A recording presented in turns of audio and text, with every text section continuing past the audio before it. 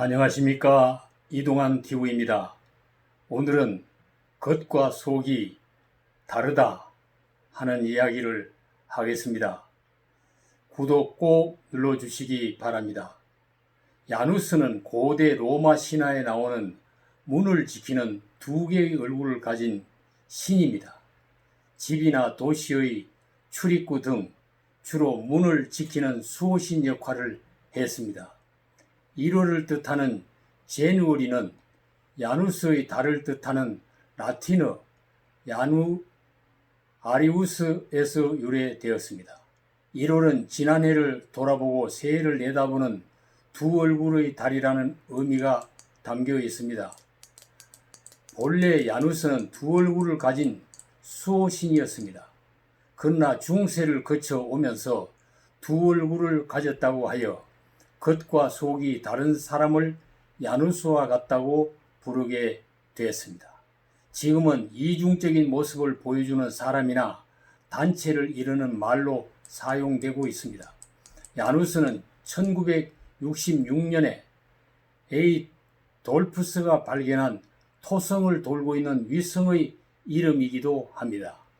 공자님은 논어에 교묘한 말을 잘하고 낯빛을 잘 꾸미는 사람 가운데는 어진 사람이 적다라고 말했으며, 강직하고 의연하고 순박하고 어눌한 사람은 인에 가깝다고 했습니다.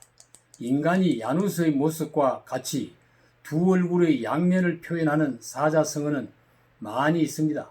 겉과 속이 다르다는 표리부동, 두 가지 다른 모습을 가지고 있다는 이중인격, 사람의 얼굴과 짐승의 마음을 가졌다는 인면수심이라는 말도 있습니다.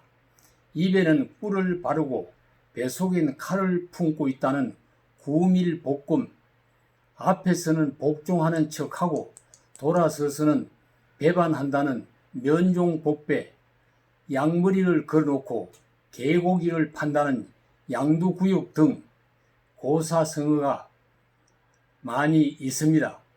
인간의 비양심적인 두 얼굴의 모습을 표현하고 있는 말입니다. 북한의 김정은 위원장은 비핵화는 선대 유언이며 인민의 바라는 바라고 하면서 뒤로는 핵무장을 계속해 왔습니다. 판문점 선언과 9.19 군사 합의를 해놓고 미사일 도발을 멈추지 않고 있습니다.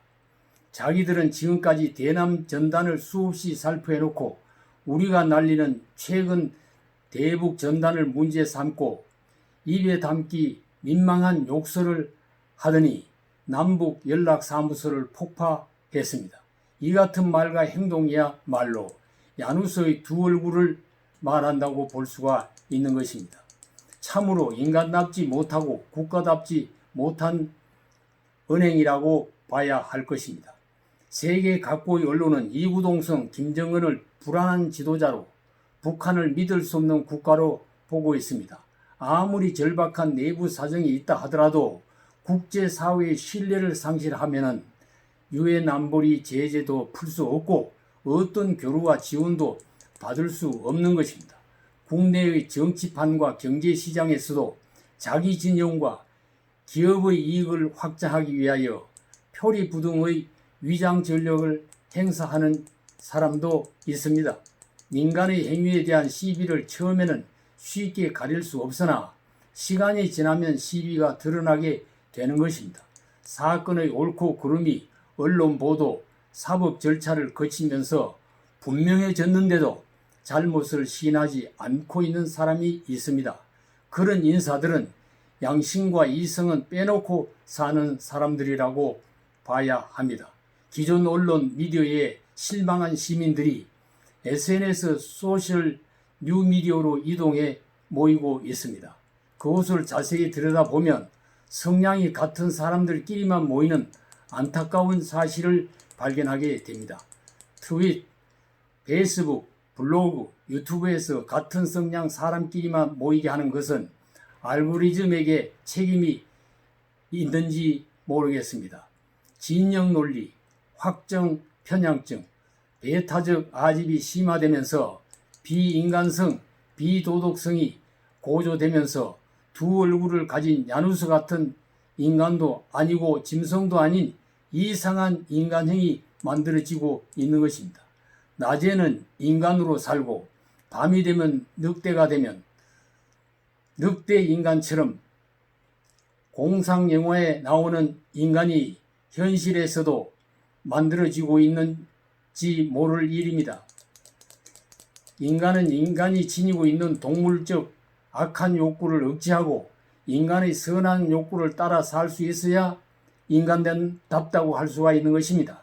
인간다운 인간이 사는 사회, 사회다운 사회가 되기 위해서는 겉과 속이 같은 표리여일하고 사람 얼굴에 사람 마음을 가지고 사는 인심의 사람이 되어야 할 것입니다.